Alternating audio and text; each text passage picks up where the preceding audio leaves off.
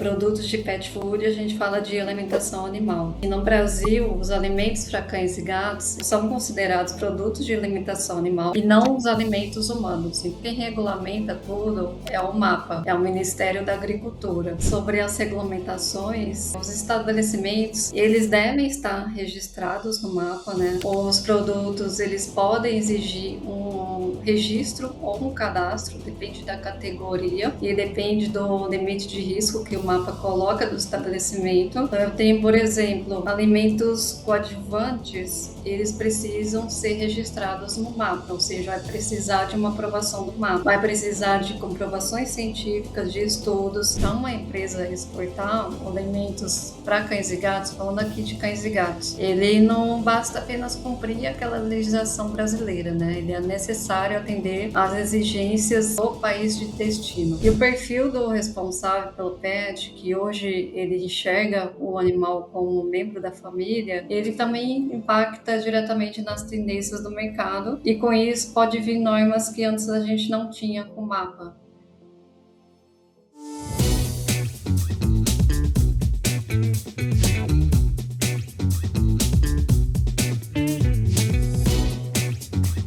Analisando os dados do canal, percebemos que cerca de 86% de vocês que assistem aos nossos episódios com frequência ainda não estão inscritos.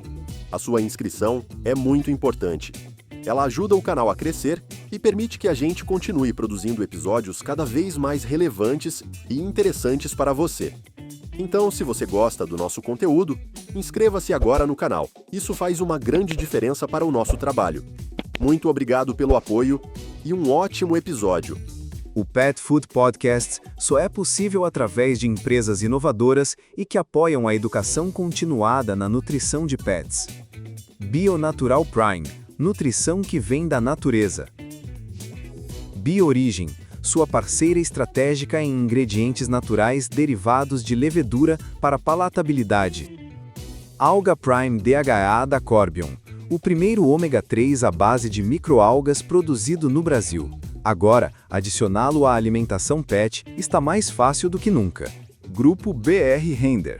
Fazemos juntos o produto para atender você, cliente. Oi, pessoal, vamos para mais um episódio do Pet Food Podcast. Meu nome é Kelly Oliveira, eu sou a host da entrevista de hoje. Eu sou médica veterinária, professora da Escola de Veterinária e Zootecnia da Universidade Federal de Goiás, e hoje o nosso tema central é sobre o papel da área de assuntos regulatórios e empresas do setor pet food.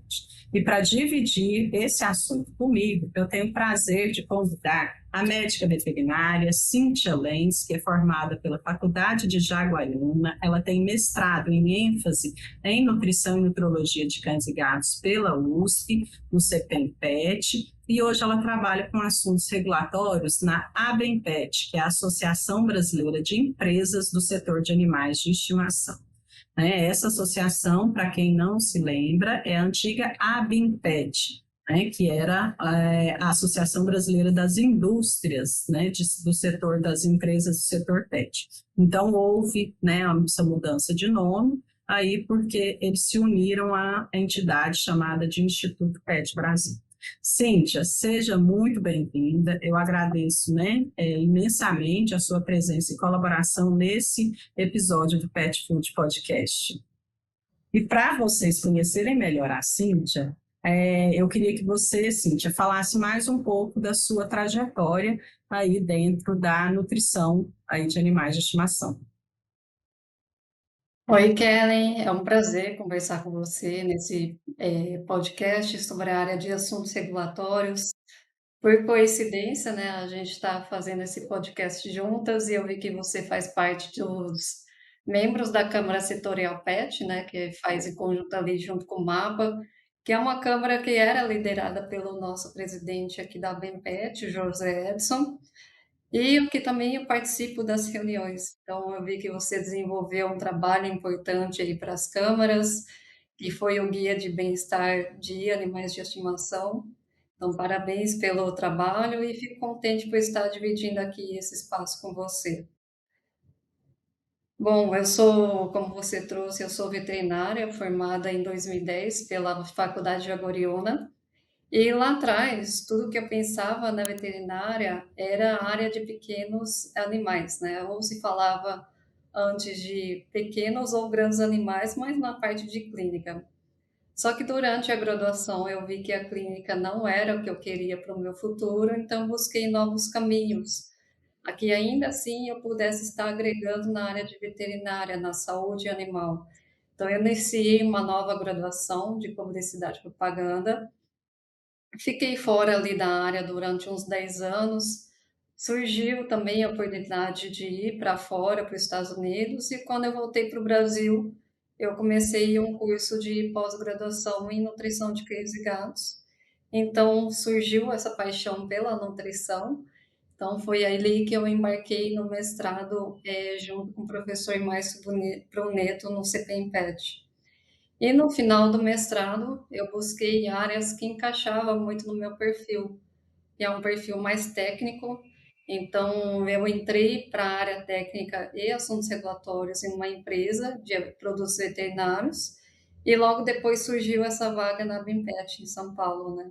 Onde eu estou há um ano e meio já trabalhando na área do Comitê Técnico Regulatório, com todas as empresas de pet do Brasil. Então, aqui na Bimpet a gente tem pet food, produtos veterinários, pet care, varejo, serviços, pois hoje a associação ela abrange todos os setores do setor de animais de estimação. Então, a Bimpet ela vem com esse novo nome da entidade, né, por causa dessa união da Bimpet, que era das indústrias, junto com o Instituto Pet Brasil. E eles pertencem ao mesmo presidente. Muito bem. Bom, Cíntia, só para a gente situar, né, o nosso ouvinte, o que é assunto regulatório? Aí depois eu vou entrar na parte das perguntas mais técnicas, mas assim, vamos situar o nosso ouvinte. O que quer dizer assunto regulatório? Bom, o que eu tenho a visão da área de assuntos regulatórios é que ela tem uma visão, a gente tem uma visão, falou, é muito estratégica de todo o setor pet. A gente consegue ter ali um olhar 360, né, para todas as áreas de uma indústria. Então, com isso, consegue saber quais são os impactos regulatórios, né? Esses impactos são bem importantes para a empresa e pode causar grandes prejuízos. Então, eu vejo assim, é uma área que ela precisa ser conversada com todas as áreas dentro de uma indústria. Também eu vejo como uma área que ela tem, é um grande desafio a cada dia, né? Não é uma rotina nada monótona, sempre tem novidades sobre normas, aprendizados.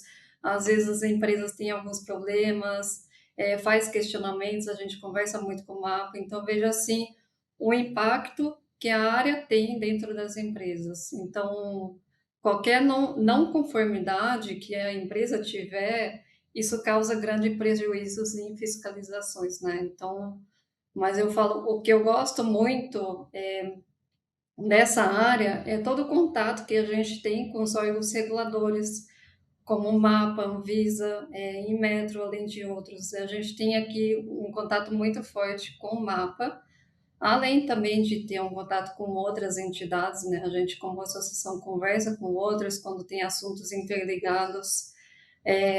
Associações também fora do Brasil, que a gente tem ali junto com a GAFA, que é uma associação mundial de pet food, além de fazer várias discussões sobre regulamentos, né? Então, além dos associados, que sempre traz dúvidas, temas, problemas diariamente, eu vou aprendendo a cada solicitação que vem, né? Cada problema, cada dúvida, cada reunião que a gente tem.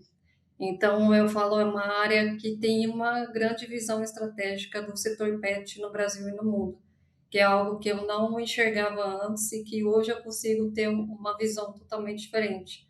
Então, a gente consegue saber o que pode dar errado lá no futuro, se precaver e fazer vários trabalhos para que possa diminuir esses impactos regulatórios. Há mais de 20 anos, a BioOrigin é parceira estratégica para desenvolver alimentos de qualidade para pets. A partir de ingredientes naturais derivados de levedura, que elevam a palatabilidade e aproximam os paladares e vínculos entre o tutor e o seu pet no momento da alimentação. Com a linha de produtos Pala Up, construa sabores marcantes que estimulam o paladar de cães e gatos. Saiba mais em biorigem.net e fale com nossos especialistas. Então, entendi. Então, só para a gente, né, resumir, então, ou seja, os assuntos regulatórios, né, quem trabalha com essa área de assuntos regulatórios é aquele profissional que entende da regulamentação de todo o setor, né, no caso seu, que é o ramo pet food, então você vai fazer com que a empresa ela siga aquelas normas que vêm de todas as outras associações, ministérios, né, é isso mesmo. Isso mesmo. Para evitar aí problemas futuros em relação à fiscalização, em relação a, por exemplo, que a gente vai falar aqui mais para frente, sobre a parte de importação, né, para determinados países. Então, é basicamente isso, que é muita coisa, é um básico bem grande. É um básico bem grande mesmo, né? Bom, Cid, então vamos entrar, né, na parte que você trabalha, que seria a parte da regulamentação para alimentos de cães e gatos no Brasil. Então, fala um pouquinho para a gente do que é, como que é, o que você especificamente faz nessa parte, quais são, tipo, as legislações, o que está vigente, assim, bem de forma, assim, bem resumida, né, sobre essa parte do ramo pet food no Brasil, a regulamentação do ramo pet food no Brasil. Bom, trazendo um pouco aqui de uma forma bem resumida, né? Porque a gente tem diversas legislações ali para a parte de alimentação animal. Quando eu falo de produtos de pet food, a gente fala de alimentação animal, tá? Então, assim, no Brasil, os alimentos para cães e gatos, eles são considerados produtos de alimentação animal e não os alimentos humanos. Então, quem regulamenta tudo é o MAPA, é o Ministério da Agricultura.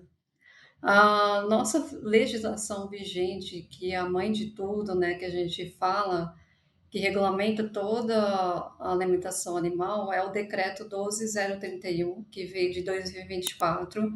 Então, teve um período longo ali de revisão desse decreto, foi praticamente 10 anos, até que pudesse ter essa revisão, né, do que o setor estava buscando, não só a gente, mas também tem outros setores ali, como farinhas, ingredientes, para que ele pudesse publicar esse decreto.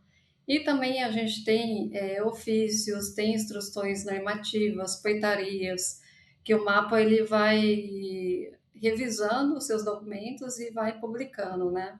Então, ele vai publicando ali em sistemas. A gente tem um sistema hoje chamado CIPEAGRO, onde todos conseguem visualizar ali no quadro de avisos, onde vai ter ali ofícios, diversos ofícios comunicados que o mapa solta. Também as empresas nesse CIPEAGRO é onde elas vão solicitar os seus cadastros e registros de estabelecimentos e dos produtos. Também tem um outro sistema, SIGCIF, mais voltados ali farinhas e produtos de origem animal. Então, é que eu falo, vamos por partes, né? A gente está falando em vários sistemas, legislações. Quando eu realmente comecei na área, também não entendia nada do que era quais eram os sistemas, o que era o decreto de alimentação animal, né? Durante a pós-graduação, a gente tem poucas matérias que a gente fala sobre isso, mas a gente tem ali vários ofícios que são disponibilizados no CIPEAGRO e legislações que são divulgados no site do MAPA, quando a gente vai ali em alimentação animal e em legislações. Então, tem temas ali que a gente não entende no começo, mas a gente vai lendo, interpretando cada um, mas também vem muito ali da nossa experiência, né? Cada dúvida que chega para mim aqui, que eu busco de alguma forma ler, entender. Também, se resta dúvidas, a gente questiona para o mapa, entram muitas brechas ali nas legislações, então cada um pode interpretar de alguma forma.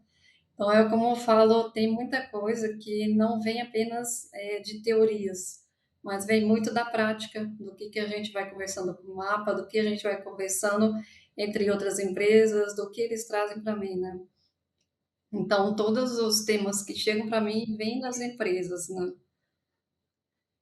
E falando um pouco sobre as regulamentações, os estabelecimentos, eles devem estar registrados no mapa, né? Os produtos, eles podem exigir um registro ou um cadastro, depende da categoria e depende do limite de risco que o mapa coloca do estabelecimento. Então, eu tenho, por exemplo, alimentos coadjuvantes, eles precisam ser registrados no mapa, ou seja, vai precisar de uma aprovação do mapa, vai precisar de comprovações científicas, de estudos, às vezes um experimento que a própria empresa faz.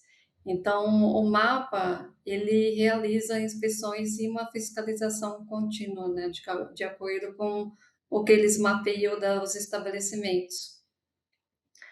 Também trazendo um pouco ali, de forma resumida, a gente tem sobre ingredientes ou aditivos que vão nos alimentos, tem uma lista oficial do mapa com esses ingredientes, tem aditivos também permitidos para alimentação animal. A gente chama essa lista oficial de lista positiva da IN 110.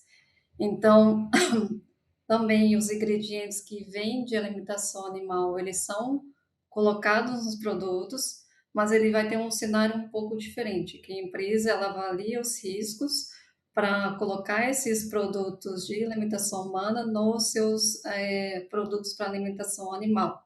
Ele vai ter que garantir, então, a segurança e possuir toda a rastreabilidade, né, o autocontrole. E para os novos ingredientes, quando a empresa quer colocar e não está nessa lista positiva, então ele tem que solicitar para o mapa, fazendo ali ele precisa de uma avaliação de segurança e aprovação regulatória, então ele faz uma solicitação ali por meio de um ofício, que a gente fala um ofício, é um documento em um Word ou PDF, que é colocado dentro de um sistema chamado SEI. Você é onde vai transitar ali consultas que eu quero fazer para o mapa, algumas alterações. Então, vai transitar ali por alguns departamentos do mapa para avaliação, até aprovação ou não dessa inclusão. Então, depois disso que o mapa fala, opa, aceitei esse ingrediente, então eu vou colocar aqui nessa lista. E ele demora um certo tempo para fazer essas alterações, né, fazer essas inclusões. Porque eu falo muitas vezes para a empresa, quero que coloque logo. Mas não é só aquela empresa, né? Tem várias outras que também estão solicitando essas alterações. Então, essas alterações também elas podem ser feitas pela própria empresa, ou então a gente fazer por meio de associação. E a regulamentação, que nem eu falo, ela exige boas práticas, a gente tem o autocontrole, então ele vai exigir as boas práticas de fabricação e programas de autocontrole, ter controle de contaminantes e outros. E eu acredito que muitos já conhecem ali sobre as BPFs, né? Sobre as leis do autocontrole. As empresas, então, como eu falei, elas são fiscalizadas com base numa análise de risco, onde elas podem sofrer exigências, multas, suspensão de atividades, recolhimento de produtos. Então, por isso que eu falo que é muito importante as empresas estarem em conformidade, ter um bom autocontrole, né? A gente tem hoje um manual do autocontrole para as empresas, além de ter uma boa equipe de área regulatória, porque a gente fala assim, não adianta depois ficar apagando incêndios se a gente não se precaver para os problemas futuros, né? Não ter isso muito bem detalhado. Muito bem, então é justamente aquilo que a gente comentou no início, né? O seu papel é organizar, né, as empresas a fim de que ela não sofra nenhuma punição, não sofra nenhum embargo, né, por conta de órgãos de fiscalização. E, Cíntia, uma coisa, né, que confunde muitos consumidores, né, de alimentos, aí, pet food, destinado aos animais de estimação, são os rótulos, né? O rótulo é uma coisa que eu acho bem interessante, né? Então, porque cada empresa tem o seu perfil, né? Então, coloca uma imagem, coloca uma palavra, e a gente sabe, né, que existe uma regulamentação para rótulos. Então, você Poderia comentar um pouco para a gente essa questão da regulamentação para rótulos para pet food?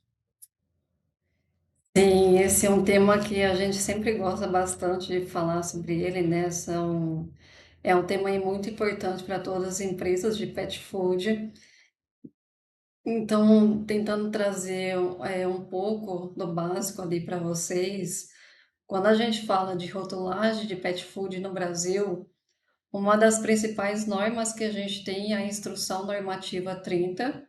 Também a gente tem ela de 2009, a gente vai ter também a Instrução Normativa 15, 2009, também a 22 de 2009. Então, na IN 30, ela traz que ela estabelece ali critérios e procedimentos sobre o registro de produtos para rotulagem e propaganda e também para isenção de obrigatoriedade de registro de produtos destinados à alimentação de animais de companhia. Então, nessa IN, quando eu falo no mapa, quando eu falar animais de companhia, o mapa traz ali que são animais pertencentes às espécies que são criadas e mantidas pelo homem para seu entretenimento. Então, ele não tem nenhum propósito de fornecer alimento, né? De fornecimento de produtos ou sobre produtos de interesse econômico. Então, aqueles animais que às vezes a gente fala que animais de estimação, o mapa coloca como animais de companhia, tá? Essa norma da IN30 também define os diferentes tipos de produtos, como alimento completo, coadjuvante, o que são os específicos, suplementos, aditivos, e o que é fundamental para entender o que pode ou não ser colocado no rótulo. Então, um ponto importante é que os estabelecimentos eles precisam estar registrados no mapa, mas nem todos são registrados, né? Muitos são apenas cadastrados, o que não vai exigir ali de uma aprovação do mapa, mas ele tem que estar cadastrado para o controle, e ele já, assim já atende à exigência legal dependendo da sua categoria. Então, quando a gente fala de, nem eu dei o exemplo antes, alimentos coadjuvantes, ele já tem uma categoria diferente, ele vai ter uma exigência mais rigorosa. Então, ele vai precisar ali, de comprovação de segurança, eficácia, as propriedades nutricionais, com base de estudos científicos e experimentos até realizados pela própria empresa. E a IN30, quando a gente fala que ela traz orientações importantes para a rotulagem, um exemplo que eu tenho, falando um pouco sobre ela, é uma frase obrigatória para alimentos específicos, então ele traz que esse produto ele não substitui o alimento completo, quando eu falar em específicos. Também traz ali que os alimentos, quando eles contêm ingredientes ou aditivo de origem animal, ele deve conter uma frase que é uso proibido na alimentação de ruminantes, mas pensando nas encefalopatia espongiforme bovina e outras doenças ali que poderiam contaminar os bovinos, né? E um outro ponto interessante é o uso de imagens, né, que você me perguntou aqui. Então, quando o rótulo ele traz, por exemplo, a foto de um salmão, muitas vezes vai ter aquela frase embaixo dele que é uma imagem meramente ilustrativa. Então, isso acontece porque o sabor do alimento ele pode vir de aditivos sensoriais, que vem ali de palatabilizantes ou aromatizantes, e não que ele vem necessariamente de um ingrediente. Então, esse alimento ele pode ter o sabor salmão, sem que o salmão esteja o ingrediente principal.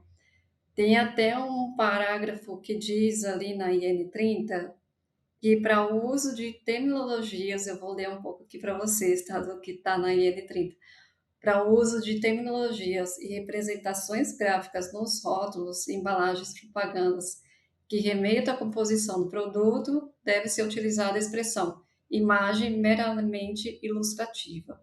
Quando se tratar, então, de uso de subprodutos ou adicionado sabor por meio de aditivos aromatizantes ou palatabilizantes. Então, foi o que eu trouxe aqui para vocês. Então, muitas vezes, quando a gente vê essa imagem de um salmão, é que é uma imagem somente para ilustrativa, apenas para dizer que contém esse aditivo sensorial, que pode ser um palatabilizante, um aromatizante, e que vão dar o sabor para aquele alimento, mas não que tenha necessariamente aquele ingrediente. Mas na composição básica, a gente vai identificar esse sabor como um palatabilizante ou um aromatizante, ou ainda um hidrolisado. Então, o sabor do alimento, como a gente sabe, ele vem não só daquele ingrediente principal, né? Não é só das carnes, não é só aqueles ingredientes principais que eu coloco. Ele vem também de aditivos sensoriais, que são ali os palatabilizantes e aromatizantes. Eles, então, melhoram a aceitação do animal para que ele consuma aquele alimento. Então, sobre destaques de ingredientes, inclusive, a gente falando ainda pouco sobre esses destaques quando a gente vê nas embalagens. A gente tem ainda dois parágrafos que dizem na IN 30, e eu estou com ele aberto aqui, lendo um pouco para vocês, que quando se tratar de um destaque de ingrediente, ele deve obrigatoriamente estar na composição básica e o seu quantitativo deve ser declarado. Ou seja, se eu tiver um destaque de um ingrediente, eu falar que contém aquele ingrediente, já contém salmão, então eu tenho que abrir a porcentagem de quanto que tem desse salmão. Já se eu colocar uma imagem, eu não vou precisar. Se eu colocar que é um sabor, eu também não preciso abrir essa porcentagem. Então, quando se tratar ainda de um destaque de nutriente, quando for nutriente, ainda tem que obrigatoriamente estar no nível de garantia, expresso sempre, como a gente sabe, em valores mínimos. E ainda, na IN 15 de 2009, e ele também estabelece requisitos obrigatórios de rotulagem para produtos de alimentação animal no Brasil. Ele traz um pouco mais sobre aditivos. Então, os aditivos ali, os níveis de garantia para produtos devem ter essa correlação com a composição do produto.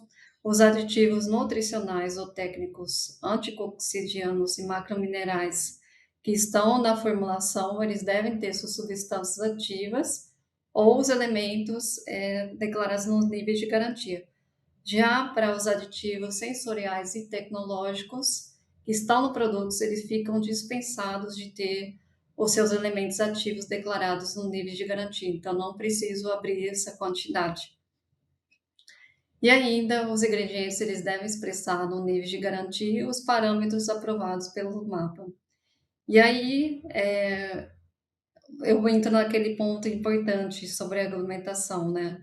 Se a empresa ela usa sabor, salmão, então isso pode vir de um aditivo sensorial. Então não preciso declarar, eu vou colocar na composição básica, mas eu não preciso colocar a quantidade que tem do sabor salmão, do palatabilizante. Já se eu colocar ali que contém, ou que é um alimento de salmão, o ingrediente precisa estar na fórmula e sua quantidade ele deve ser informado. Também tem alguns destaques de ingrediente ou nutriente no rótulo e o mapa ele exige uma transparência, né? Então, ingredientes que eles são destacados, eles devem aparecer na composição e ter esse percentual declarado. Aqui, só apenas lembrando, ingredientes eles são diferentes de aditivos, né? E os nutrientes também, eles são destacados nos níveis de garantia. Também pode ter a substituição desses aditivos sensoriais, desde que tenha na rotulagem esses eventuais substitutos, eu coloco ali na rotulagem. E algo muito sério que ainda traz na IN 15 é que a rotulagem ela não pode induzir o consumidor a um erro quanto à composição do seu produto. Então, na prática, tudo isso ele gera diversos desafios, né? Porque algumas alegações podem ser interpretadas de forma diferente. Por isso que o mapa ele tem trabalhado junto com o setor de alimentação animal para trazer essa maior clareza E um exemplo recente que a gente teve publicado ali para trazer um pouco mais de clareza foi o ofício 07/2025.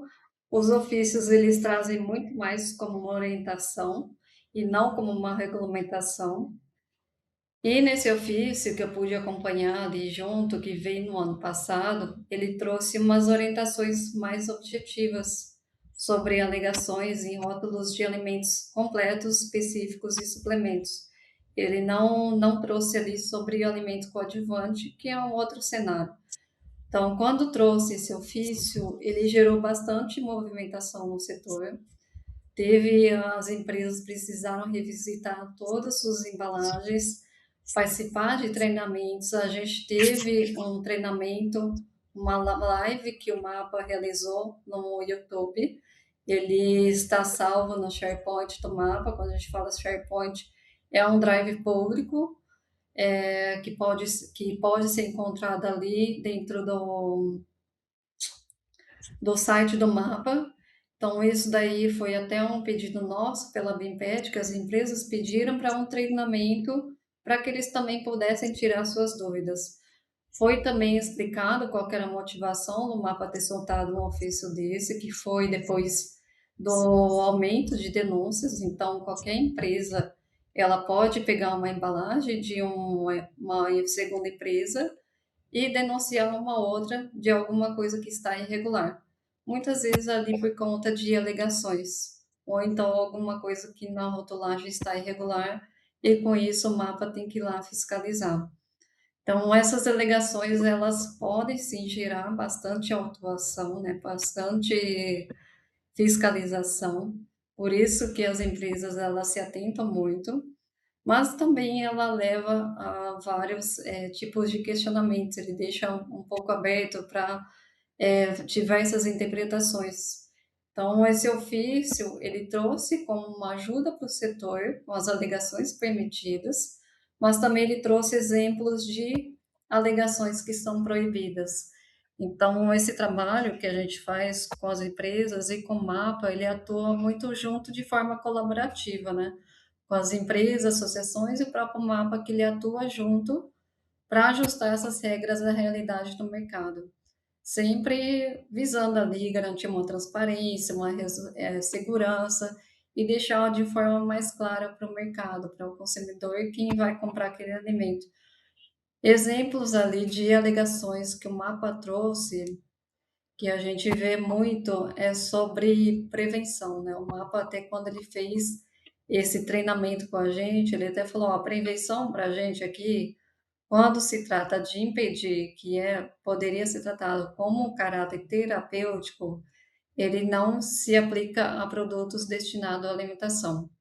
Já quando ele se trata de uma redução de risco, ele pode alterar positivamente um fator de risco e diminuir a probabilidade.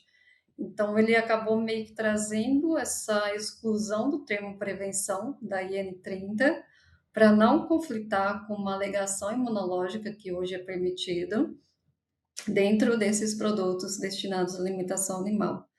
Também a gente vai ter termos ali que trouxe no ofício sobre bem-estar, termos como bem-estar animal, que traz, ou o alimento ali, traz bem-estar animal, como exemplo no ofício. Então, reforça o bem-estar e saúde mental.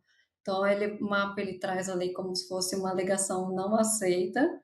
Ele até orientou que esse uso do termo ele poderia ser permitido, desde que ele não esteja vinculado àquela saúde mental ou qualquer ação terapêutica, que daí ele já vai entrar como se fosse um alimento coadjuvante. E demais ações ali relacionadas devidamente comprovadas. Então, é o que eu falo, qualquer empresa, eles podem questionar diretamente do mapa, mas quando vem de uma associação, a gente tem muito mais peso, né? A gente consegue respostas mais rápidas, são mais atendidas, mais precisas, mais claras. Então, por isso que a gente fala de importância de fazer parte de uma associação, principalmente quando sai legislações novas ou quando a gente precisa de alguma revisão de normas que estão antigas. Então, quando o setor também não concorda com algum ponto, a gente leva isso para o mapa, faz reunião, abre ofício ali por si, e a gente faz isso tudo em conjunto para se adequar melhor ao setor. Então, é o que eu falo, é um trabalho muito conjunto para mostrar no mapa como realmente o nosso setor de pet food funciona e o que, que o mercado está pedindo. E uma coisa assim, né, dentro, né, dessa parte de rotulagem que você está falando, é que o nosso consumidor, né, o que é o responsável pelo pet, ele olha muito a embalagem, né? Ele olha as imagens, figuras, ele praticamente ele não lê. Então, às vezes, ele nem sabe assim qual que é o sabor, né, que o animal está comendo, mas ele olha, ele lembra da embalagem. Então, por isso que assim, é bem importante mesmo, né, o mapa deixar claro o que pode e o que não pode. Porque imagino assim que realmente teve um rebuliço aí por conta desse ofício 7, porque a gente vê isso, né? Eu, como profissional da área, eu vejo bastante imagens que essa imagem não tá legal, não corresponde àquilo, né, que a IN pede, ou que todas as instruções, regulamentações pedem. Então, não enganar o consumidor com dizeres, imagens, eu acho que é fundamental, né? Quanto mais transparente a empresa for, melhor, né? Tanto para o animal quanto para o responsável, né? Para a pessoa que está comprando ali aquele alimento. Sim, exatamente. Bom, e aí, já que, né, nós falamos um pouquinho aqui da regulamentação no Brasil, né, do como que é a regulamentação no Brasil do pet food, como que é essa questão dos rótulos, eu queria que você explicasse para mim como que é, né, falasse um pouco sobre a parte de comércio internacional. Também eu faço meu deverzinho de casa, né, o meu ouvinte ele sabe, que eu sei que a gente exporta muito, né, a gente exporta bastante pet food para vários países. Então, eu queria assim, que você explicasse assim, como que é esse processo, né? O que a empresa precisa fazer para começar esse processo de exportação.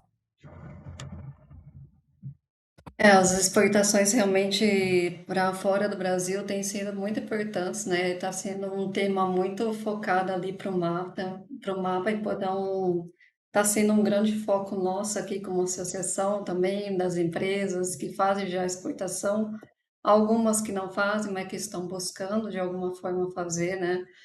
Então, para começo de tudo, para uma empresa exportar alimentos para cães e gatos, falando aqui de cães e gatos, e também para alguns outros de animais de estimação, ele não basta apenas cumprir aquela legislação brasileira, né? Ele é necessário atender às exigências do país de destino. Então, primeiramente, a empresa ela precisa estar regularizada junto ao mapa. Aí tem que pesquisar quais são os requisitos necessários para a exportação para aquele país de destino que ele está querendo buscar, para ver se seus produtos eles primeiro atendem, né? Tem que ver toda a rotulagem, ver toda a composição, ver o que, que ele atende ali, se ele consegue fazer exportação com aquele tipo de produto. Vendo isso, ele vê qual que é o interesse, qual que é o país, qual que ele tem interesse.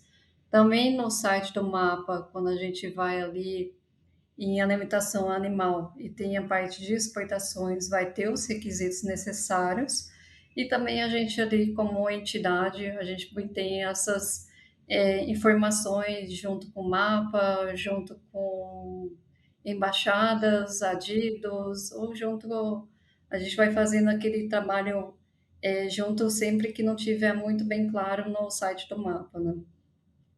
Então, são informações que a gente busca para não levar erros no momento da exportação.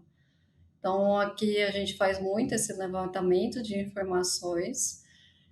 Alguns países, como eu falo, eles exigem uma habilitação de planta, o que pode ser apenas com documentos por solicitação eletrônica, ou tem alguns que eles exigem também uma auditoria, que a gente fala que é uma fiscalização in loco, ou seja, vem o órgão fiscalizador do país, ele vem até o Brasil após a avaliação de documentos e aprovação para essa inspeção. Ele marca uma data para vir para a fábrica no Brasil e fazer sua fiscalização. Ele verifica toda a planta que ele quer habilitar para aquele país de destino, para depois ele levar no órgão novamente e aprovar ou não a exportação desses produtos indicados naquela planta para exportação. Então, eu falo, não basta a empresa ter apenas a habilitação de uma planta e achar que ainda pode, assim, pode exportar de outras unidades. Ela tem que estar habilitada para aquela planta apenas. Não adianta eu pegar as outras unidades que não estão habilitadas para aquele país. Então, inclusive, eu já participei de inspeção com fiscais que eles vieram de outro país, então ele fez toda a avaliação física da planta, avaliou documentos, pegou todas as informações e ele levou de volta para o seu ministério para que pudesse aprovar.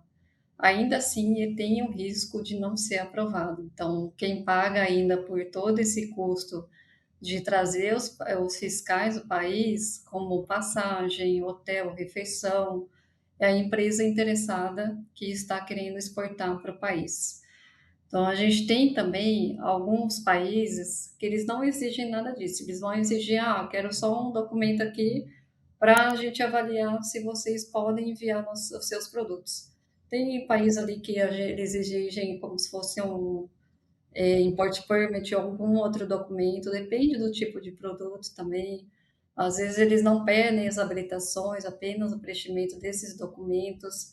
Então, eu falo, cada país ele vai ter sua legislação, né? Mas a maioria do que produz alimentos que contém proteína de ruminantes, que são a maioria de nossos alimentos completos, eles podem exigir sim essa habilitação de planta, pensando muito em doenças, né? Eles têm muita preocupação ali de encefalopatia espongiforme bovina, a influenza aviária, a peste suína.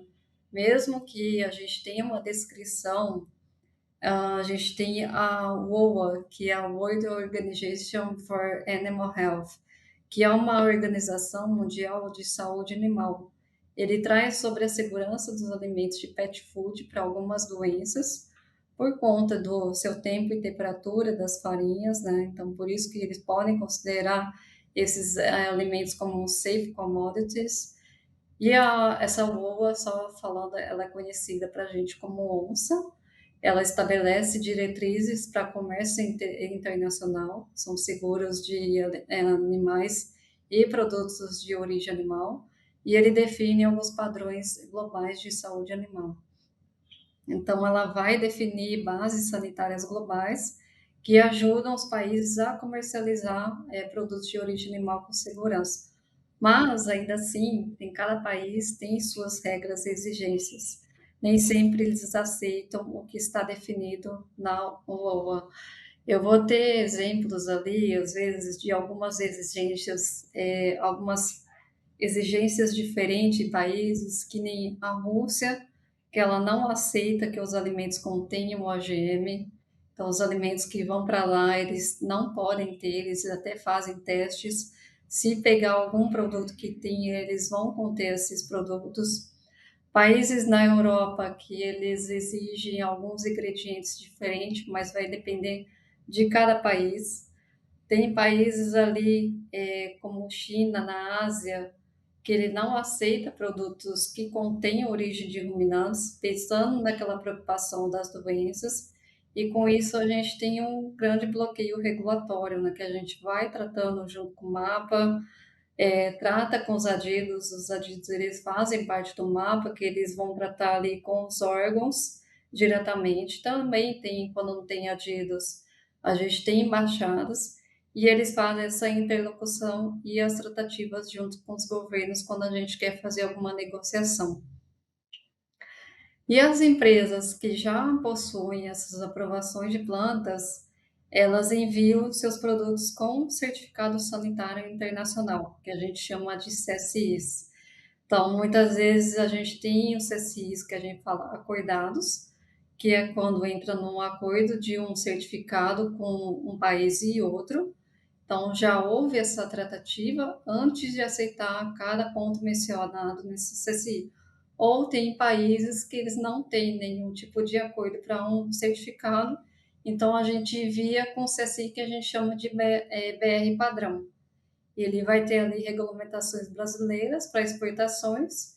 Então, a rotulagem do produto, ele muitas vezes ele também precisa ser adaptado ao país, ao idioma do país ou então para o inglês. E os grandes desafios dessas exportações são as diferenças regulatórias entre os países, né?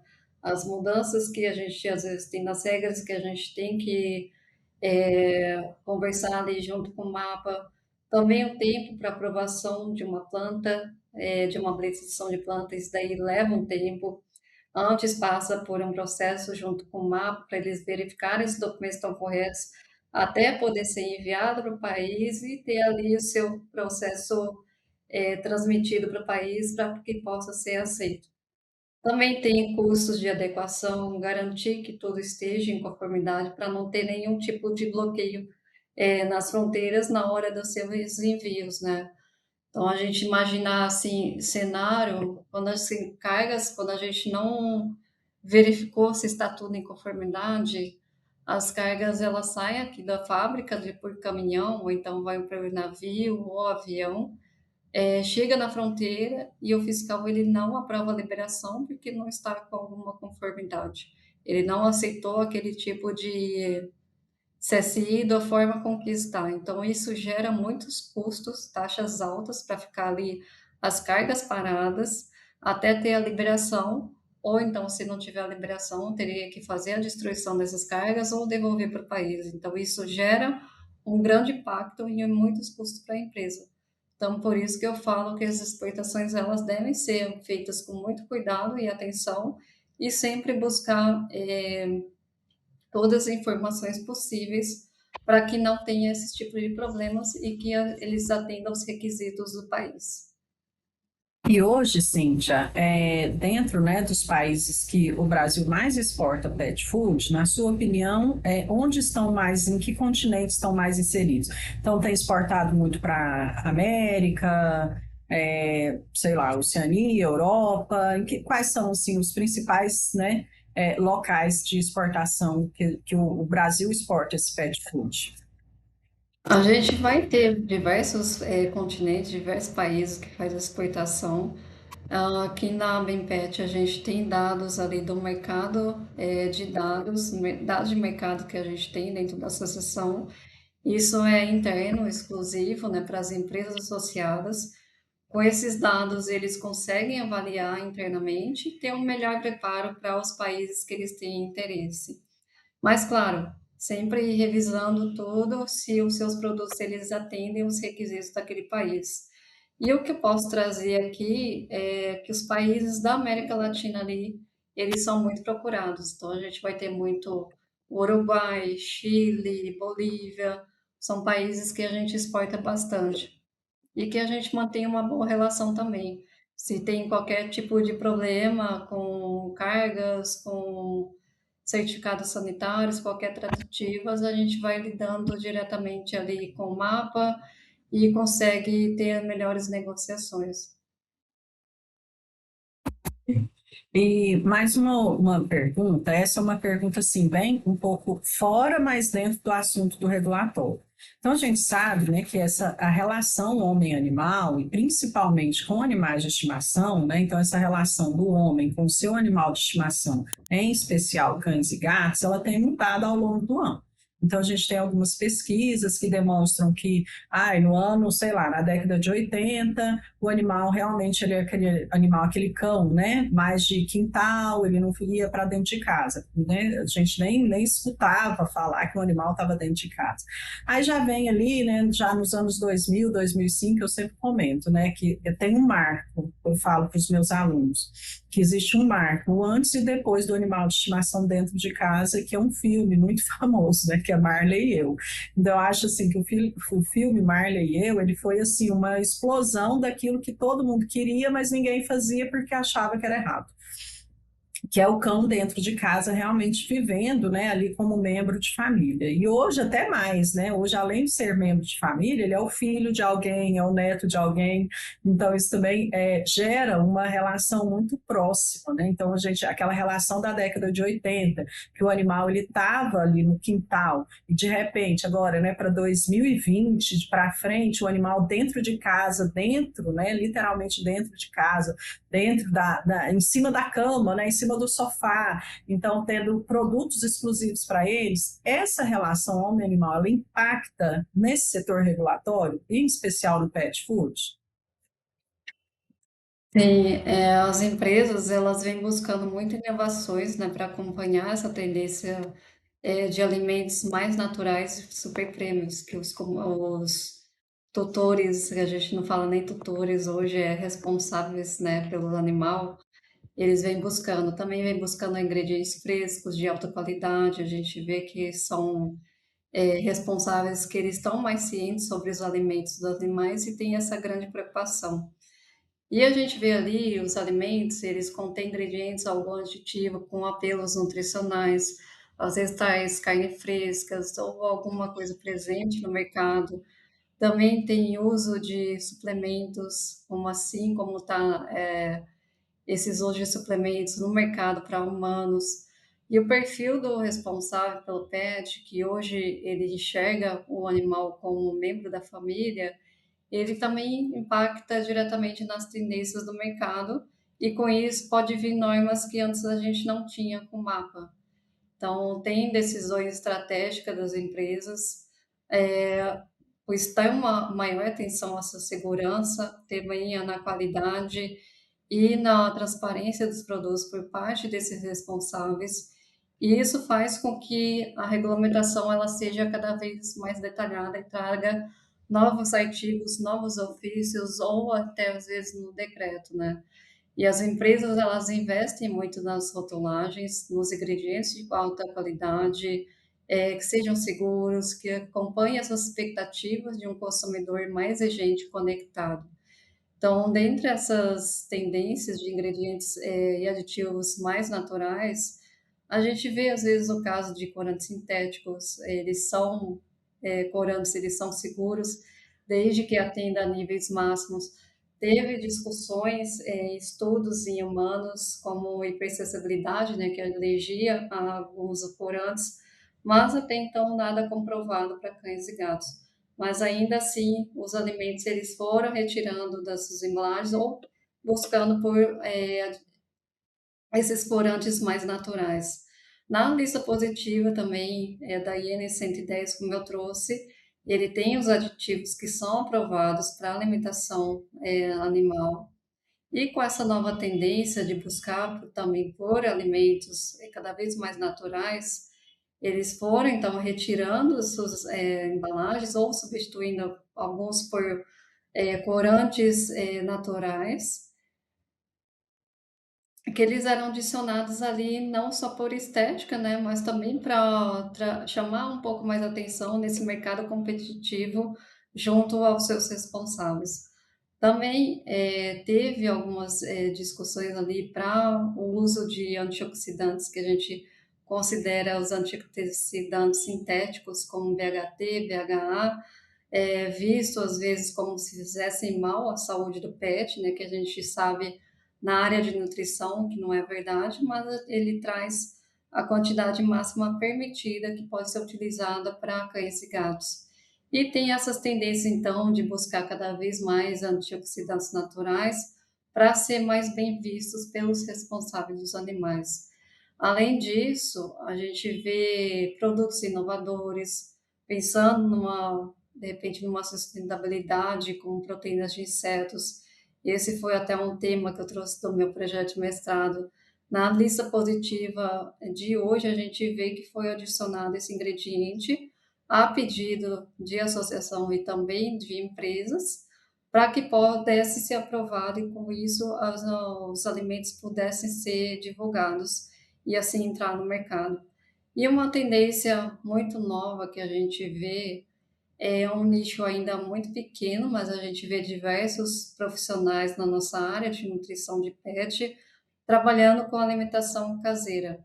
Então, o que trouxe de novo em legislação, a gente tem no decreto 12031 de 2024, que é o de alimentação animal, a gente tem um artigo que ele fala sobre esse tipo de alimentação, que ele não exige um registro junto ao mapa, ele é isento, está ali no artigo 12, mas que ele permite que cozinhas, ele chama de cozinhas industriais ou caseiras, que eles possam preparar os alimentos para pestes, desde que eles sigam algumas regras básicas, né? Então, ele tem que atuar ali exclusivamente na forma de cozinhas industriais ou caseiras, não possuir alegações de alimentos coadjuvantes, ser destinado apenas para o mercado nacional, ele não poderia ser internacional, caso tenha que ser, ou caso queira, tem que ser tudo registrado, ser elaborado ou não a partir de médicos veterinários, também sejam postos de produtos destinados à alimentação animal, passíveis de emprego na alimentação animal, que sejam acrescidos ou não de aditivos para alimentação animal e sejam obtidos de processo produtivo simples. Então, hoje, inclusive, teve até uma amiga que ela me perguntou sobre um estabelecimento queria fazer sorvete para cães. Aí, só que o estabelecimento ele também faz sorvete para humanos. Então, eu perguntei até para um colega, ele me trouxe um ofício, que ele foi publicado antes do decreto, que é o ofício 12/2024. Ele até estabelece alguns questionamentos, ele esclarece ali alguns questionamentos que o setor fez para eles, por causa da portaria que classifica os estabelecimentos sobre riscos. E ali ele fala muito sobre as cozinhas industriais. Então, hoje, quem produz sorvete, petiscos, alimentos para animais, para a gente ter, então, como exemplos do que trouxe ali de novidades, em decreto, em ofícios, cada vez mais o mapa vai buscando, de alguma forma, regularizar. Não que essas cozinhas industriais, eles precisam de registro, mas que eles podem ser fiscalizados. Eles podem ser fiscalizados por conta de alguma denúncia. Então, ele tem que seguir os critérios de PPF, de segurança do alimento.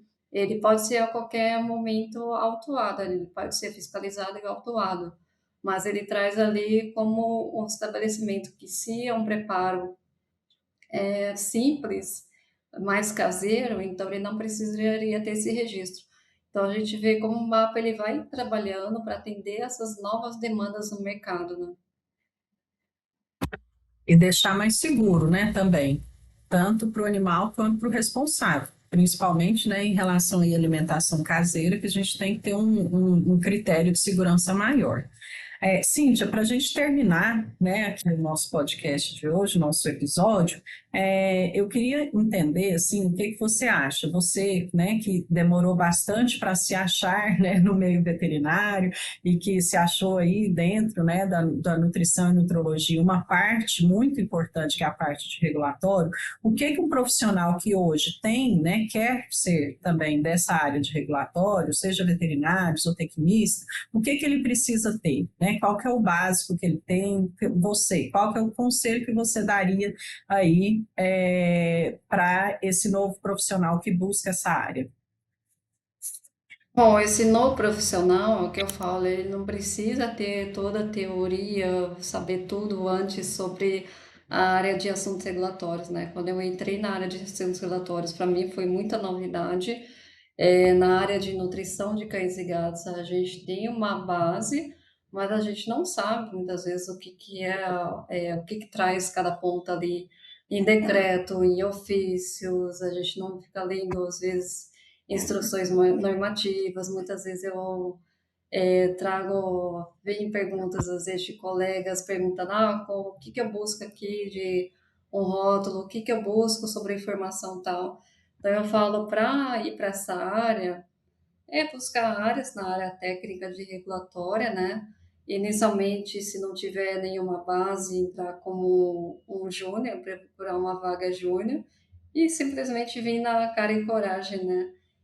Estudar também um pouco sobre as legislações, a gente pode procurar tudo isso no site do mapa, em alimentação animal, ou se quer trabalhar ali com produtos veterinários, procurar as legislações para produtos veterinários.